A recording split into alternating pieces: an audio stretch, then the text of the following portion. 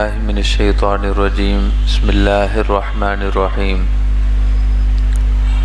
اذا وقعت الواقعہ لیس لوقعتها کاذبہ خافضۃ الرافعہ صدق اللہ العظیم۔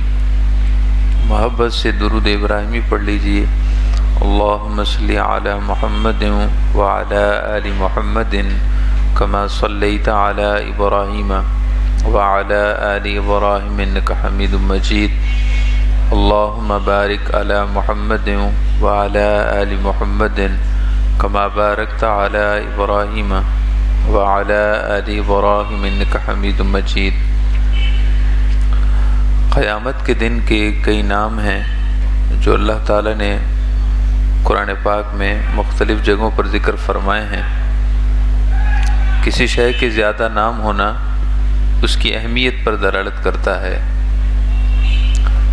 کسی شے کے زیادہ نام ہونا، اس کے زیادہ القابات ہونا، اس کو زیادہ ناموں اور ٹائٹلز کے ساتھ اس کو پکارا جانا اس کی اہمیت پر دلالت کرتا ہے۔ قرآن پاک میں قیامت کے دن کے لیے تقریباً 100 سے زائد نام آئے ہیں۔ قرآن پاک میں قیامت کے دن کے لیے تقریباً 100 سے زیادہ نام آئے ہیں۔ سورہ فاتحہ میں بھی ایک نام آیا ہے، الحمدللہ رب العالمین الرحمن الرحیم مالک یوم الدین۔ یوم الدین، یوم الدین قیامت کے دن کا نام ہے، اور یہ صرف سورہ فاتحہ میں ہی نہیں، قرآن پاک کی دیگر سورتوں میں بھی قیامت کے دن کو یوم الدین کہا گیا ہے۔ یوم الدین کا مطلب جزا کا دن۔ گناہ گاروں کو ان کے گناہوں کی بری جزا ملے گی، عتاب ہوگا، سزا ہوگی، اور نیکوکاروں کو، صالحین کو، متقی اور پرہیزگار لوگوں کو ان کی نیکیوں کا صلہ ملے گا، اچھی جزا ملے گی، اور یہ سب قیامت کے دن خاص طور پر ہوگا، اس لیے قیامت کے دن کو یوم الدین کہا گیا ہے۔ تو سورہ واقعہ میں اللہ تعالی نے قیامت کے دن کو الواقعہ ارشاد فرمایا۔ اذا وقعت الواقعہ، سورہ واقعہ کی پہلی آیت ہے۔ اذا وقعت الواقعہ، جب واقعہ قائم ہوگی، جب قیامت بپا ہوگی۔ قیامت کے دن کو واقعہ فرمایا ہے۔ واقعہ کا مطلب وہ چیز جو واقع ہو گئی ہو، وہ چیز جو صادر ہونے والی ہو، ظاہر ہونے والی ہو۔ قیامت کے دن کا ہونا اتنا حتمی ہے، یقینی ہے، یہ فیصلہ اس قدر حتمی اور یقینی ہے کہ اس کے ہونے میں شک و شبہ نہیں ہے۔ یہ ایسے ہے جیسے کہ یہ ہو چکی ہے۔ قیامت کے دن کے جو 100 سے زائد نام آئے ہیں ان میں سے چند آپ سنیے، تاکہ کچھ نہ کچھ ذہن میں بات بیٹھے کہ اللہ تعالی نے قیامت کو کتنے لفظوں کے ساتھ قرآن پاک میں بیان کیا ہے، تاکہ ہم اس دن کی تیاری کے لیے متوجہ ہو جائیں۔ جس دن کو اللہ تعالی نے مختلف ناموں سے یاد ہمیں کرایا ہے اور بار بار بتایا ہے تذکرہ کے لیے، نصیحت کے لیے، تو وہ نصیحت ہم حاصل کریں۔ قیامت کے دن کو الساعہ ارشاد فرمایا ہے۔ الساعہ، الساعہ کا مطلب ہوتا ہے گھڑی، وقت، لمحہ۔ ایک لمحے اور گھڑی اور وقت کو الساعہ کہتے ہیں۔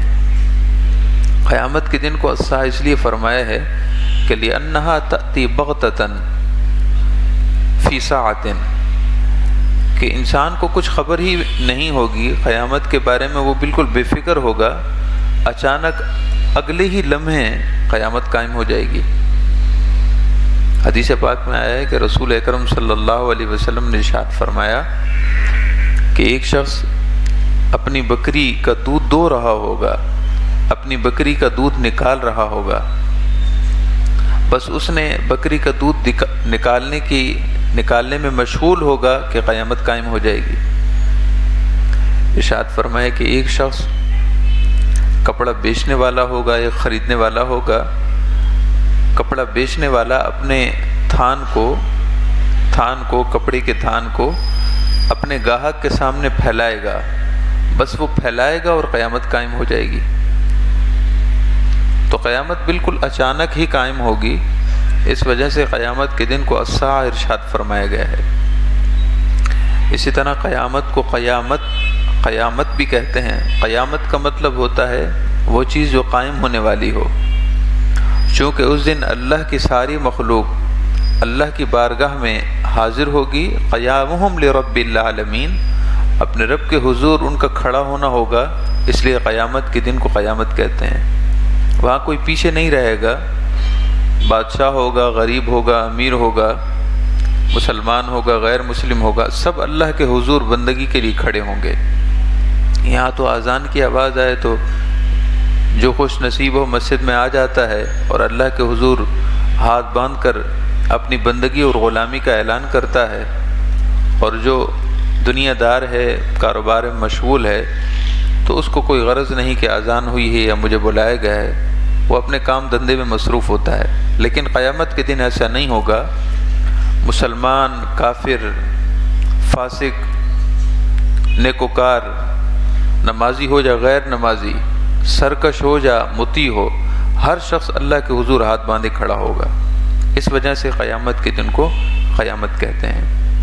اور اس کے علاوہ اس کے نام قاریہ، آزفہ، واقعہ، خافضہ، رافعہ، طامہ، یوم النفخہ، یوم الزلزلہ، یوم الراجفہ، یوم الناقور، یوم الانشقاق، یوم الانفطار، یوم التکویر، یوم الانکدار، یوم الانتشار، یوم التسییر، یوم التعطیل، یوم البعث، یوم النشور، یوم الخروج، یوم الحشر، یوم العرض، یوم الحساب، یوم الوعد، یوم الوعید، یوم الندامہ، یوم الحسرہ، یوم الفصل، یوم عظیم، یوم عسیر، یوم الغاشیہ، اور اس طرح کے کئی ناموں سے اللہ تعالیٰ نے قرآن پاک میں قیامت کے دن کو یاد کرایا ہے۔ تو اللہ تعالیٰ ہم سب کو ہوش دے، حوث دے، اللہ تعالیٰ ہم سب کو ہوش دے اور اس بات کی حرص اور شوق دے کہ ہم قیامت کے دن کے بارے میں فکر کریں۔ ارشاد باری تعالیٰ ہے، اذا وقعت الواقعہ، جب قیامت بپا ہوگی، لیس لوقعتها کاذبہ، تو پھر اس کو کوئی جھٹلانے والا نہیں ہوگا، چونکہ سب کچھ سامنے ہو رہا ہوگا، انکار کرنے والے بھی اس دن مان جائیں گے۔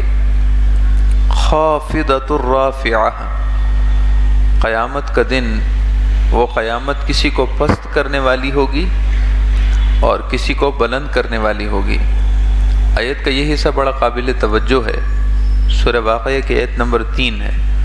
خافضہ، قیامت کسی کو جھکا دینے والی ہوگی، کسی کو پست کر دینے والی ہوگی، کسی کو رسوا کر دینے والی ہوگی، اور رافعہ، اور کسی کو بلند کر دینے والی ہوگی، کسی کو فلاح کے بلند درجوں پر فائز کر دینے والی ہوگی۔ حضور سیدنا فاروق اعظم رضی اللہ تعالیٰ عنہ اس آیت کی تفسیر بیان کرتے ہوئے ارشاد فرماتے تھے کہ خفضت اعداء اللہ فی النار، قیامت کا دن خافضہ ہوگا، جھکا دینے والا ہوگا، یعنی اللہ کے دشمنوں کو دوزخ میں پھینک دے گا۔ قیامت کے دن اللہ کے دشمن وہ دوزخ میں جا گریں گے۔ قیامت کا دن ان کے درمیان امتیاز کر دے گا۔ آج تو وہ اچھے اچھے پلنگوں پر آرام فرما ہوتے ہیں، آرام کرتے ہیں، اور اسلام پر اور اسلام کی تعلیمات پر کھلم کھلا اعتراضات کرتے ہیں، طعن و تشنیع کرتے ہیں۔ جس کے جو منہ میں آئے وہ دین پر، دین اسلام پر اور دین اسلام کے شاعر پر بول دیتا ہے۔ جس کا من چاہے اسلام کے خلاف اپنی بھڑاس نکالتا ہے، اسلام کی تعلیمات کے خلاف جو من چاہے وہ بول دیتا ہے۔ لیکن قیامت کے دن تو ان کی زبانیں گنگ ہو جائیں گی، ان کی زبانوں کو اللہ تعالیٰ ان کی گویائی کو، بولنے کی طاقت کو سلب کر لے گا۔ وہاں تو سب گنگے ہو جائیں گے، ان میں سے کسی کو بولنے کی مجال نہیں ہوگی۔ اور قیامت کا دن، اس دن دنیا کے ان ظاہری عزت دار لوگوں کو جہنم کی گہرائی میں پھینک کر ان کو رسوا کر دے گا۔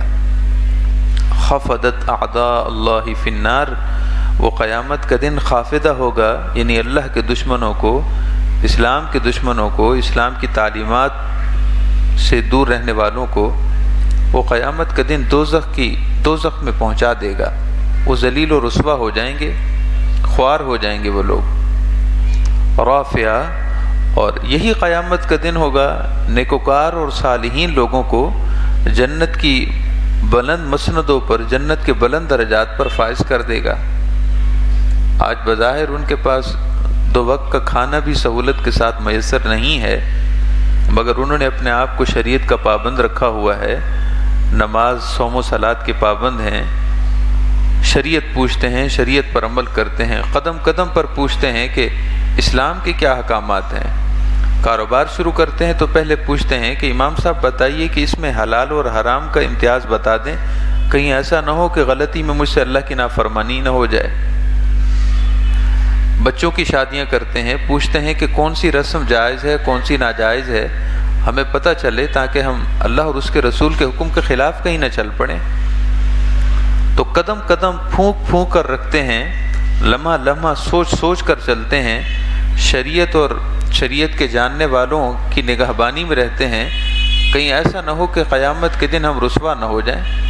جو لوگ اس طرح خاشع ہوں، خشیت سے زندگی گزارتے ہوں، رافعہ ارشاد فرمائے کہ یہ قیامت کا دن اللہ کے ان دوستوں کو، اللہ تعالیٰ کے ساتھ ان محبت کرنے والوں کو، شریعت اور مؤسس شریعت آپ صلی اللہ علیہ وسلم کے ساتھ محبت کرنے والوں کو قیامت کا دن اولیاء اللہ فی الجنہ، اللہ تعالیٰ قیامت کے دن کے صدقے ان کو جنت کی اعلیٰ مسندوں پر پہنچائے گا، وہ جنت کے اعلیٰ درجوں پر فائز ہوں گے، ان کو عزت ملے گی، عظمت ملے گی، ان کی توقیر ہوگی، ان کے استقبال کے لیے فرشتے کھڑے ہوں گے، اور ان کی خدمت کے لیے حوریں اور غلمان جنت ہر وقت حاضر ہوں گے، لمحہ بھر کے لیے نگاہ نہیں اٹھائیں گے، ان کی شان یہ ہوگی۔ یہ سب قیامت کے دن ہوگا۔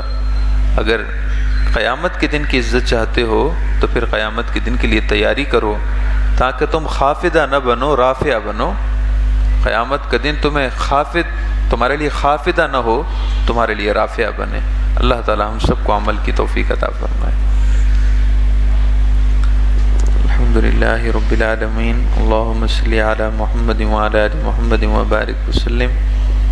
ربنا آتنا فی الدنیا حسنة وفی الآخرة حسنة وقنا عذاب النار۔ ربنا ظلمنا انفسنا وإن لم تغفر لنا وترحمنا لنكونن من الخاسرین۔